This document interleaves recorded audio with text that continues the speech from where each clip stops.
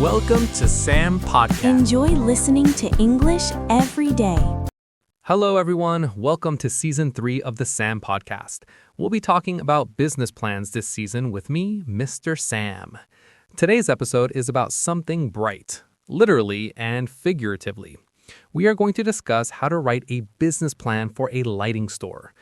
Now, lighting might sound like a simple business at first, but trust me, there is more to it than just selling lamps and bulbs. And joining me today is a wonderful guest, a retail strategist and interior design business advisor. Please welcome Miss Natalie Brooks. Thank you, Sam. I'm really excited to be here today. Natalie, lighting stores are interesting businesses. People don't always think about them, but every home, office, restaurant, and hotel needs lighting. Exactly. Lighting is essential for architecture and interior design. But I have to say something before we begin. Uh-oh, that sounds suspicious. I believe writing a business plan for a lighting store is actually quite simple. Oh, Sam, we're gonna argue today. Good. That makes the podcast interesting. Let me explain my point. If someone wants to open a lighting store, they just need to decide A, what lighting products to sell, B, where to open the store, C, how to attract customers, D, that's basically the business plan. That might be the shortest business plan in history. But unfortunately, it's not realistic. Why not? Because the lighting industry involves technology, design trends, supplier networks, and different types of customers. A proper business plan must analyze all of those things. All right, Natalie, let's start properly. What's the first section of a lighting store business plan? The executive summary. Ah, yes, the famous executive summary. Yes, it's short but extremely important. Explain it for our listeners. The executive summary is a one-page overview of the business. It answers key questions like, what is the business idea? Who are the customers? What makes the store unique? How much money will the business make? So it's like the trailer for a movie. Exactly, a perfect comparison. Give us an example. Okay, imagine a lighting store called Bright Living Lighting. The executive summary might say, Bright Living Lighting will provide modern, energy-efficient lighting solutions for homeowners and small businesses. The store will specialize in LED lighting, decorative fixtures, and smart home lighting technology. That already sounds professional. Exactly. Investors or partners should quickly understand the concept. Next comes the business description, right? Correct. And what goes inside this section? Several important elements: the mission of the store, the vision for the future, business structure, and store concept. Mission statements always sound dramatic. Yes, they can, but they help explain why the business exists. Give us a mission statement for a lighting store. Sure. Our mission is to provide stylish, high-quality lighting that helps customers create comfortable and beautiful spaces. I admit that sounds inspiring. Exactly. Lighting changes how people feel in a space. Now, we move to something serious, market research. Yes, this is where a proper business plan becomes truly useful. What should entrepreneurs research before opening a lighting store? 3 main things: target customers, competitors, and market trends. Target customers. Let's talk about customers first. Who buys lighting products? Many groups of people.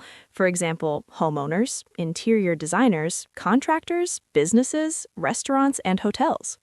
Each group probably has different needs. Exactly. Homeowners might want decorative lighting. Contractors might want bulk purchases of simple fixtures. Restaurants might want stylish hanging lights. So the business plan must define the main target customer. Yes, without that, the store may try to serve everyone and fail. Now let's talk about competitors. The part entrepreneurs often fear. A lighting store must analyze other lighting stores, furniture stores that sell lamps, and online lighting retailers. Online stores are a huge challenge.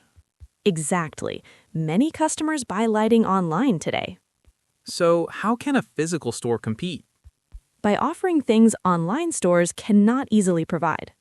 Such as expert advice, lighting design consultations, product demonstrations, immediate availability? That makes sense. Now we reach my favorite section, products. Lighting products are surprisingly diverse. Let's list some categories. Common lighting products include ceiling lights, chandeliers, table lamps, floor lamps, outdoor lighting, LED strips, and smart lighting systems. Wow, that's a lot. Yes, and a business plan must decide which categories the store will specialize in. Why not sell everything? Because inventory costs can become extremely high. Good point. Now let's talk about the physical store. Location is very important. What makes a good location for a lighting store?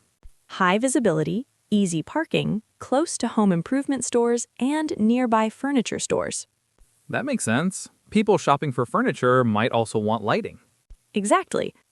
Store design. And lighting stores must look beautiful. Absolutely. The store itself should be like a lighting showroom. Customers should see different lighting environments.